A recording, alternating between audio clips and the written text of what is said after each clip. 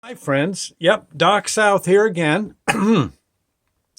Another day, another blurb. And gee, it's kind of early. Sun's not really hardly up yet, just working on it. Yeah, kind of getting that last little 2 or 3 minutes of sleep before he gets busy with the heating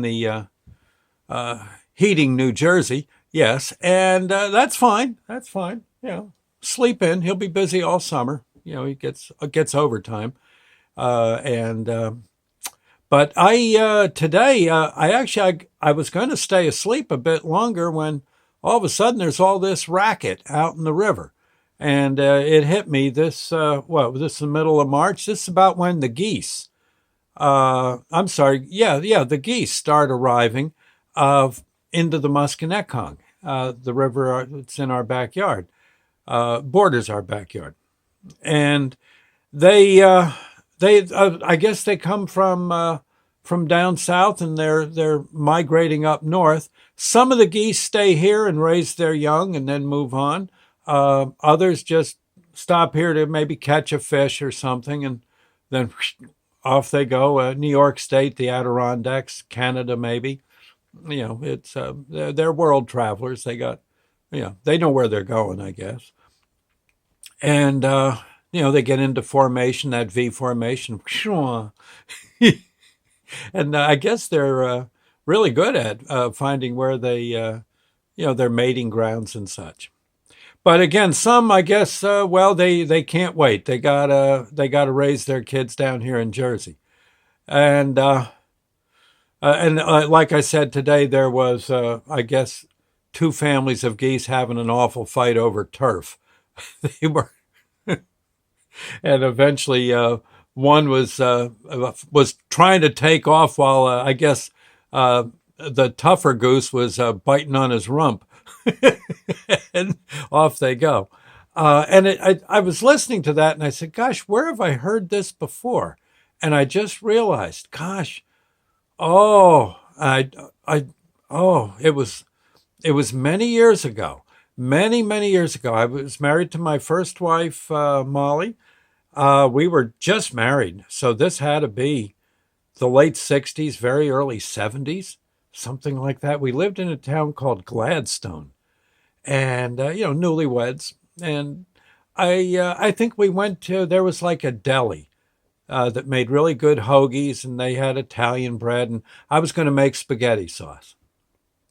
I was going to make spaghetti sauce, and I got the ingredients, and we're walking back with the groceries past this park that had a little pond, and in the pond were swans. Yeah.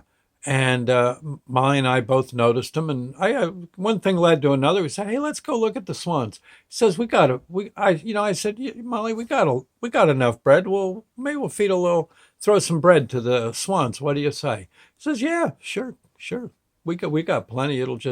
We won't eat all that anyway." Well, okay, so down we go. Well, we're looking at the swans. They're just, again, like something out of a, a classical music piece. Yeah, they're Tchaikovsky or something. They're just kind of floating around. I mean, the music would have fit the scene. And and then all of a sudden, one of the swans saw me. Yeah, one saw me, and then another. I don't know. He gave his wing like this to the one next to him, and probably his mate. And she looks over. Pretty soon, all of a sudden, there's about six swans coming over, swimming over our way. I said, "Well, gosh, let me get the bread all busted up here for him." And I'm breaking a hunk of bread off, and still plenty sticking out of the bag. And I go to throw a little hunk of bread. I throw it into the water. One of the swans gracefully glides over, clunk, eats it, and I throw another one. And it's, "Gee, isn't this fun?" Molly says, "Yeah, let me try it." She grabs a hunk of bread, throws it. The swan snags her piece of bread. And then all of a sudden, I think all six or seven of them look over at me. And then they look at each other. And I saw one of them kind of go like, "Hey, look." And next thing you know, they're coming over. They swimming over closer. And now they're in very shallow water. And they actually get out of the water, and they start walking over. They start walking over to me in a like a V formation. There's like a leader swan and then his henchmen. And my God, and as they're walking, their heads are getting higher and higher to the point where, I don't know if you know this or not, but if a goose is standing on his feet, his body, then the neck, they're actually taller than you are. He's looking down on me. And yeah, and they look around, I think, to see if there's no cops. And next thing you know, one of them swats me. Yeah, he hisses and swats me with his wing. And it isn't that usual honk you hear. It was like, and they all start doing it. And pretty soon they're pecking on my arm and my shoulder. One's got me by the ear, and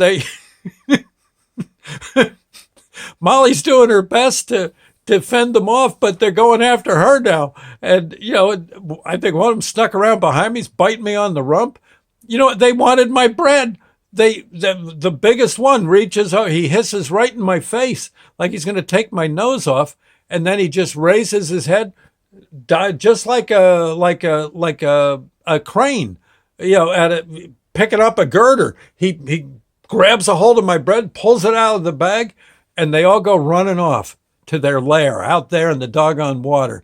And they all sit there pecking away at my doggone beautiful loaf of bread I was going to have for, with my spaghetti.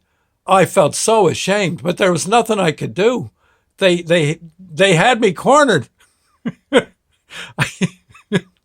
I think Molly said, "Why didn't you fend them off? God, look what they did. I got welts. I got welts too. My God, one of them was trying to choke me. He had me by the jugular vein.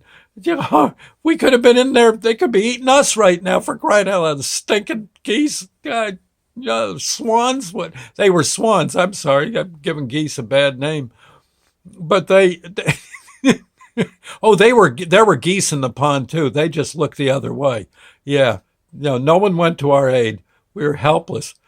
Oh my God. I'm all beat up. I got welts all over me. I have to go back and get another bread. The guy behind the counter says, "What happened to you?" God. I said, "I got mugged." Oh, he said, "The swans got you." Yeah. I said, "The swans." He says, "Look, put a bag over the top of the bread. Maybe they'll let you go through." They were looking for me on the sidewalk, but I outran them. Yeah. They really couldn't get airborne with all the trees. So I was safe, and I got home, and, I tended to my wounds. I was almost too upset to eat spaghetti that night. But doggone geese, doggone swans. At least that bunch, they were a miserable gang. Yeah, oh yeah, they loitered all through poor old Gladstone. They just a little reign of terror till they finally decided to head up north a little. Oh my God. I'll tell you, it's, I think, the only time in my life I was ever mugged, and it was by swans. Yeah, swans got me. I mean, I know how it feels. Yeah. I called Crime Stoppers, but they just laughed. Yeah. Yeah. Anyway, I'll see you later, friends. Thank you, and God bless. Be careful, though. Those geese are hungry. And the swans, well, they just don't care. They'll get you. I'll see you later. And I think they can outfly your car. Yeah, if you got a convertible, they're going to get you. Yeah, you'll be heading down the highway. Nah, they'll be pecking on your neck all the way to Pennsylvania. Stinkers. Anyway, I'll see you later, friends. Thank you, and God bless. Bye now.